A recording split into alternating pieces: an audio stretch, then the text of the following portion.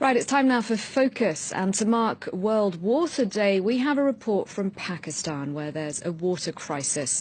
With its largely agriculture-based economy, Pakistan has the world's fourth highest rate of water use, a study warning the country may run dry by 2025. This report by Taha Siddiqui with Emerald Maxwell. Fantastic, there's water. Come on, come this way. The scene is the same every morning.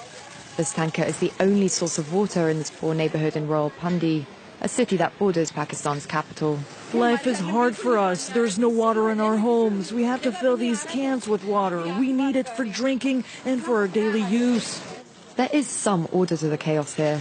One by one, they all fill as many jerry cans as they can, as quickly as they can. They've not had a steady supply for weeks. There's less water available in the city these days, and our water supply system has broken down, so people don't have any other options but to come here. Start the pump. In the countryside, it's a different story. Fantastic, the water flows very well. Even though there's a shortage of water in the city, here, a lot of it gets wasted. Waqas Jamal's family has owned these lands for generations. They pump the underground water and use these poorly made canals to irrigate, wasting nearly 40% of the water in the process. You can see how water's wasted. We can't do anything because this canal is made of mud. The water leaks out to other fields, even if they do not need to be irrigated, which is harmful for the crops. The agricultural sector uses 96% of the country's water resources. Almost all the irrigation systems resemble the one in Waqas fields. As a result, Pakistan is today one of the most water-stressed countries in the world. We know there's a shortage of water in many parts of the country and that here the water flows in abundance and we waste it. But we cannot afford to upgrade our infrastructure. If the water level continues to drop at this rate, production in the fields will be reduced by a quarter by 2050, and farmers will eventually run out of water. A drastic scenario for an economy that's heavily dependent on agriculture. The government has recently started modernizing the irrigation systems to conserve this rare commodity. Here are the main parts of our irrigation system. There is an electric motor, a pump, and a meter to calculate the water. In these fields, there's no more flooding. These small pipes use half the amount of water and reduce costs by 35%. The water comes down from the main unit, and as you can see, there are holes in the pipe. Thanks to this, the water drips drop by drop, and plants receive the amount of water that they need, and waste is avoided. But this initiative is a drop of hope in an ocean of despair. Shamsul Mulk worked for Pakistan's Water and Power Development Authority for 30 years. For him, the root cause is mismanagement by the authorities.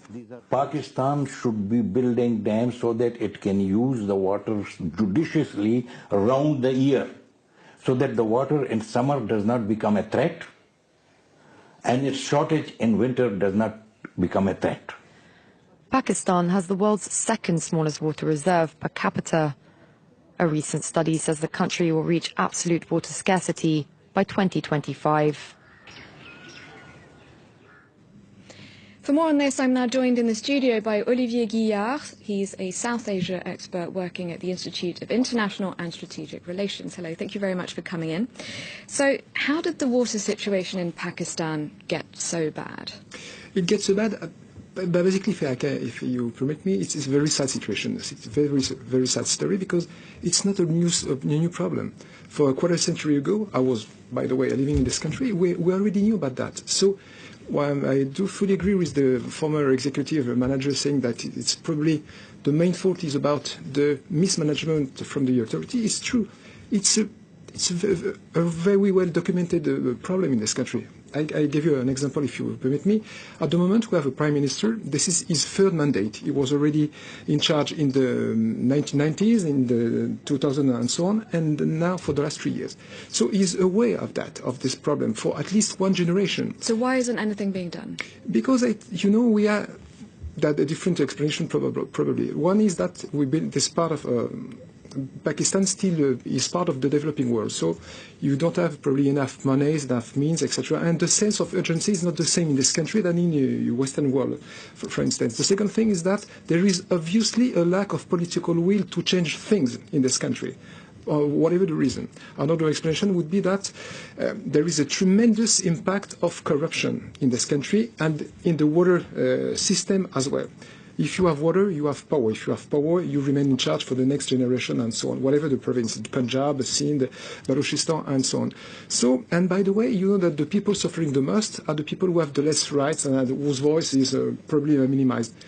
Landlords, powerful people, industrial men in charge of large companies, they don't really care about that because they... But it's not in their interest to let the situation carry on as it is. Obviously, but if you discuss with the people on the ground, they tell you, we know, sir, about that, and we are facing the state is going to do something, but it has not... The last time I heard from the Pakistani side a very serious initiative, it was already 6 or 5 years ago. I was back on the same place in Punjab, by the way, Punjab province, where your very good reportage was done, and things have hardly changed. I mean, there is a very slight and improvement, and so once again, you have 200 million people living in this country. They are aware of this problem. The authorities are aware of the problem, but at the same time, they still wait until it's too late, which is a main fault from the government. What about regional issues? Does part of the problem stem from the fact that perhaps there are different ways of dealing with different problems across the country and perhaps not much management across these various regions? That could be part of the problem too. This is a country where you have 4 main different provinces, and they are most of the time fighting each other, between jealousy to saying why this neighboring province has that and why don't we have that. So it doesn't help, of course. Once again, even if we're a bit tough with Pakistan today, the point is that the governance in this country is pretty bad. It's not a new problem as well. It's the same case for already decades. And once again, this country is always between two opposites. There is the military rule saying if the situation is getting worse, we are getting back. And on the other side, we have a fragile democracy that says that is really reluctant to take risk. And so in between, you have these 200 million people suffering permanent amount of various problems, security problems, energetic crisis, water crisis, socio-economic, very unstable situation. So, and are they too concerned, sorry to interrupt, but with day-to-day just feeding themselves and getting drinking water that they don't have the energy or the means to even protest? It's maybe the situation is a bit different due to the fact that in this country that is supposed to be a democracy for decades, as long as you do not threaten the local stability, you are able to protest and to say, dear government, it is your duty to cope with this problem. But still, depending on the situation locally, regionally, or depending on the situation with India, which is the neighbor, always, I mean, it is quite frequent in this country that whenever something is getting bad in this country, the fault is supposed to come from the neighboring Indian country. Tell us a bit about that, India, Pakistan, in terms of water. What's the issue? The issue is that these two countries have been at war for four times since the independence. And to prevent a war coming from water issues, in the 1960s, they have been able, and it's a good thing, to settle an agreement, a treaty. It's the Indus Water Treaty, and to the great surprise to many observers, it remains into force 50 years later. The thing is that all the main waters flowing through Pakistan first come from India. And so there is a certain amount of fear from the Pakistani government saying that in case we have another very big and important crisis with India, India could eventually, to some extent, keep turn the tap off. And no, it has not happened so far. But recently, last year, for instance, we had the current Indian Prime Minister saying, water and blood cannot flow at the same time. That means that if Pakistan is still responsible for having a very light hand on fighting terrorism, we may eventually change the water issue with our neighbor, which would create a huge crisis in the subcontinent, of course. All right, well, I'm afraid we'll have to leave it there. Thank you very much indeed for your time and your analysis, Olivier Guillard. And